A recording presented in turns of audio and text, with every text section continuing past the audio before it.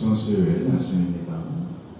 오늘 우리 함께 묵상하실 말씀 여호수아 20장 1절에서 9절까지입니다. 제가 말씀을 읽겠습니다. 여호와께서 여호수아에게 말씀하여 이르시되 이스라엘 자손에게 말하여 이르기를 내가 모세를 통하여 너희에게 말한 도피성들을 너희를 위해 정하여 도지 중에 실수로 사람을 죽인 자를 그리로 도망하게 하라. 이는 너희를 위해 피의 보복자를 피할 곳이니라. 이 성읍들 중에 하나에 도피하는 자는 그 성읍에 들어가는 문 어귀에 서서 그 성읍의 장로들의 귀에 자기의 사건을 말할 것이요 그들은 그를 성읍에 받아들여 한 곳을 주어 자기들 중에 거주하게 하고 피의 보복자가 그의 뒤를 따라온다 할지라도 그들은 그 살인자를 그의 손에 내주지 말지니 이는 본래 미워함이 없이 도지 중에 그의 이웃을 죽였습니다. 그 살인자는 회중 앞에 서서 재판을 받기까지 또는 그 당시 대제사장이 죽기까지 그 성읍에 거주하다가 그 후에 그 살인자는 그 성읍 곧 자기가 도망하여 나온 자기 성읍 자기 집으로 돌아갈지니라 하라 하시니라. 이에 그들이 납달리의 산지 갈릴리 게데스와 에브라임 산지의 세겜과 유다 산지의 기럇 아르바 곧 헤브론과 여리고 동쪽 요단 저쪽 로벤 지파 중에서 평지 광야의 베셀과 갓 지파 중에서 길랏 라못과 므낫세 지파 중에서 바산 골란을 구별하였으니 이는 곧 이스라엘 모든 자손과 그들 중에 거류하는 거류민을 위하여 선정된 성읍들로서 누구든지 부지 중에 살인한 자가 그리로 도망하여 그가 회중 앞에 설 때까지 피의 보복자의 손에 죽지 아니하게 하기 위함이라. 아멘.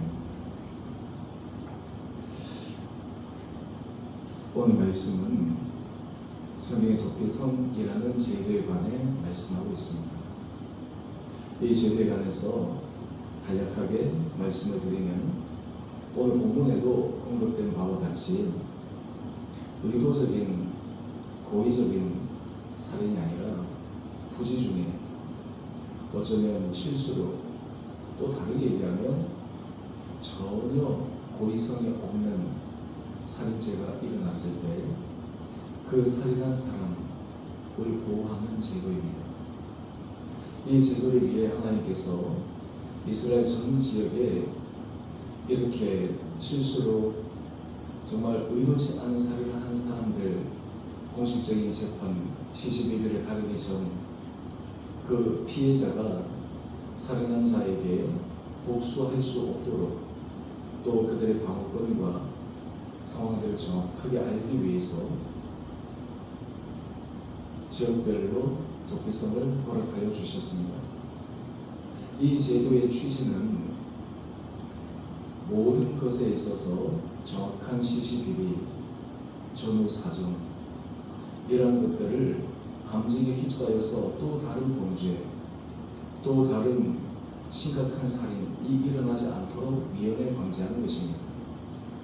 또 하나는 이 도피성 제도는 비록 살인이라는 무서운 죄를 범했지만 그럼에도 그 사람에게 어쩌면 마지막 최후의 방어권을 줄 수 있는 그 제도를 말씀하고 있습니다. 우리 아침에 조경 성도님 또 우리 가족 되신 아내분이 이렇게 함께 같이 나오셨는데요. 조경 성도님 이 부분에 대해서는 누구보다 전문가이시니까 잘 아시리라 생각합니다. 여러분 이 제도가 그 수천 년 전에 있었다는 것이 놀랍지 않습니까? 요즘 저는 전문가는 아니지만 우리나라 형사소송법 여전히 법 취지에서도 모든 사람이 손가락질하는 그 범죄자를 하더라도 기본적인 대원칙이라는 게 있습니다. 대법원 확정 판결 전까지는 무죄 추정의 원칙입니다. 모든 상황과 증거가 명백하게 유죄라고 가리키고 있어도 최종 판단이 나오기까지는 무죄 추정의 원칙에 의해 진행되는 것이 원칙입니다. 그런데 사실 실제 사회에서는 그렇지 않죠. 소위 말해서 여론 재판이라는 것이 있습니다. 사람에게 사실 여부를 가리기 전 여론을 호도해서 마치 범죄자인 것처럼, 마치 심각한 문제가 있는 사람처럼 여론에서 계속해서 반복해서 얘기하기 시작하면 이미 그 사람은 범죄자가 되어버립니다. 돌이킬 수 없는 상황에 빠지게 됩니다. 사실 이러한 경우에 우리는 신문이나 기사상에서 실제적인 케이스를 봅니다. 어쩌면 잘못한 것도 있지만 그 잘못이 여론의 호도에 의해서 자신이 억울함, 도저히 감당할 수 없어서 극단적인 선택으로 자신의 죄값 또는 사람들에 대한 자신의 여러 진실들을 말하고 싶은 사건들이 있습니다. 이런 하나님은 공의와 정의의 하나님이신데, 하나님은 모든 것 가운데 정확하게 시시배배를 가리시는 분이십니다. 오늘 특별히 5절 말씀을 한번 보십시다. 도피성 안에 도주 중에 살인한 자가 들어오게 되면 그 도피성은 무조건 그 사람을 받아들여야 됩니다. 다음 조건은 이 사람이 성읍에 들어올 때 자신이 도주 중에 사람을 죽였다라고 하는 것을 알려야 합니다. 그럴 때 그 도피성은 이 살인죄를 저지른 사람을 보호하고 심지어 보복자가 이 사람을 내어놓으라고 그에게 보복하겠다고 이야기하여도 내어주지 않습니다. 그리고 정확한 재판, 모든 소위 말해서 확정 판결이 있기까지는 그 살인죄를 저지른 사람을 보호하게 됩니다. 특히 우리 9절 말씀 한번 보십시다. 이는 곧 이스라엘 모든 자손과 그들 중에 거류하는 거류민을 위하여 선정된 성읍들로서, 여기 혜택을 받는 사람들은 이스라엘 자손뿐만 아니라 그곳에 거류하는 거류민도 포함됩니다. 참 놀랍습니다. 하나님께서 정말 살인죄를 저지른 그런 심각한 범죄자로 규정될 수 있는 사람에게까지도 하나님께서 최후의 변론, 그 사람의 속사정, 이런 것들을 말할 수 있는 기회를 허락하신 것이 이 도피성의 취지입니다. 여러분, 우리는 여론재판이라고 하는 것을 잘 압니다. 어떻게 보면 사실관계를 떠나서 여론에 의해서 재판하는 것은 무섭습니다. 한번 여론으로 그것이 공론화되고 또 사람들의 입에 오르내리기 시작하면 사실 진실 여부는 중요하지 않습니다. 그 말 속에 사람들은 믿고 싶은 것만을 믿게 됩니다. 정확한 사실이 무엇인지 관심이 없습니다. 그게 한번 잘못되었다, 문제다라고 낙인 찍히고 규정되어지면 거기에서부터는 이미 아무리 해명과 아무리 거기에 대한 정확한 사실에 대한 언급이 있더라도 더 이상 사람들은 받아들이지 않습니다. 하나님은 이것을 아시기 때문에 이 도피성 제도를 통해서 모든 범죄 가운데 가장 심각한 범죄, 살인죄를 저지른 사람조차도 보호하고 계신 것입니다. 여러분, 우리 믿는 사람들은 정말 하나님 앞에서 우리의 말과 그리고 우리의 행동, 이런 것들을 신중하게 해야 합니다. 특별히 교회 공동체는 이 부분에 있어서 굉장히 주의를 기울여야 합니다. 교회의 중요한 결정, 그리고 교회가 앞으로 해 나가야 될 과정 속에 성도들과 함께 나누어야 될 그런 핵심적인 이야기가 교회 최고의 리더십에서 결정되어지고, 또한 그것이 성도들과 공유되어지고 의논되어지고 좋은 결론을 맺기 위해서는 공식적인 절차로 진행해야 합니다. 그런데 만약 이러한 절차를 무시하고 사람의 말에 의해 그리고 여론을 형성해서 거기에 덧붙여서 모든 것을 하게 되면 교회 공동체는 걷잡을 수 없는 소용돌이에 빠지게 됩니다. 만약 이렇게 되게 되면 정확한 공식적인 입장, 그것을 얘기하는 주체가 없기 때문에 그것을 버티는 사람, 그 사실을 가미하려 오도한 사람, 이런 사람이 누구인지 정확하게 구별할 수도 없을 뿐만 아니라 의도적으로 그것을 행하는 사람을 우리는 인정할 수도 없게 됩니다. 왜냐하면 사람은 한번 믿고 그렇다라고 받아들이게 되는 순간 그때부터는 사실이 중요한 것이 아니라 내가 믿고 싶은 것, 내가 보고 싶은 것, 그리고 내가 하고 싶은 것, 거기에 정당성을 부여하기 때문입니다. 오늘 큐티의 제목을 보시면 도피성에 담긴 하나님의 정의, 이렇게 되어 있습니다. 여러분, 우리는 사실 하나님 앞에 내가 과연 정의로운가, 이 질문 앞에 자신 있게 그렇다라고 답할 수는 없습니다. 왜 그렇습니까? 우리 모두는 죄인이기 때문입니다. 그렇기 때문에 우리는 사실 하나님 앞에서 두렵고 떨림으로, 그리고 우리의 죄성을 인정하고 하나님의 선하심, 하나님의 공의로우심, 이러한 것들 앞에 겸손한 모습으로 나가야 합니다. 저는 우리 주원의 교회가 이런 하나님의 은혜 가운데 걸어갈 수 있게 되기를 원합니다.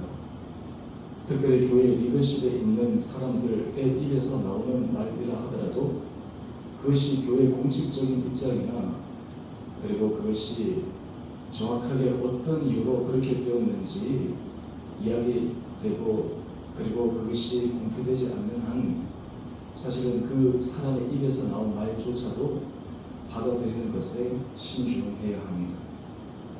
여러분, 교회 공동체는 세우는 것은 참 어렵지만 되어지는 것은 한순간입니다. 우리의 삶도 마찬가지입니다.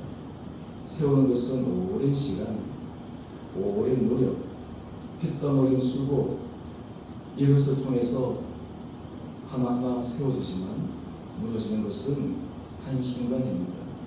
한 사람의 말, 그 말에 동조하는 사람들, 이것이 공동체를 무너뜨릴 수 있는 심각한 해당 행위, 범죄가 됩니다. 여러분, 오늘 우리의 삶의 자리에서 하나님 앞에서 나는 정의롭습니다, 나는 옳습니다 라고 정확하게 이야기할 수 있는 사람은 아무도 없습니다.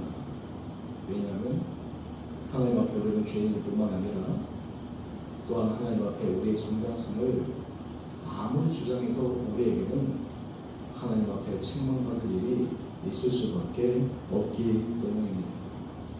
또 하나, 여러분, 우리의 삶의 자리에 하나님은 정의와 공의, 이를 통해서 하나님의 질서, 하나님이 말씀하신 것을 알려주실 뿐만 아니라 우리에게 모든 선택, 그리고 모든 행동, 그 기준이 정말 하나님 앞에서 정당성이 있는가, 이것을 심각하게 생각해 보아야 합니다. 우리가 삶의 자리에서 아무리 감추려고 해도, 아무리 그것을 미화시키려고 해도 결국에는 그 모든 의도와 중심 과정이 드러나게 되어 있습니다. 세상 사람들에게 드러나지 않는다 하더라도 하나님은 정확하게 보고 계십니다. 오늘 우리의 삶의 자리에서 하나님께서 정말 우리에게 말씀하신 그 음성에 귀를 기울일 수 있게 되기를 원합니다. 특별히 오늘 이 아침 같이 예배에 나오신 우리 두 분, 여러분, 우리가 하나님 앞에 기도할 때 하나님이 우리에게 원하시는 기도가 무엇이겠습니까? 예수님 앞에 병자가 찾아왔을 때 많은 병자들이 예수님께 말한 공통된 내용이 있습니다. 바로 그것은 나를 불쌍히 여겨 주옵소서, 나를 긍휼히 여겨 주옵소서. 여러분, 왜 그렇게 이야기를 할까요?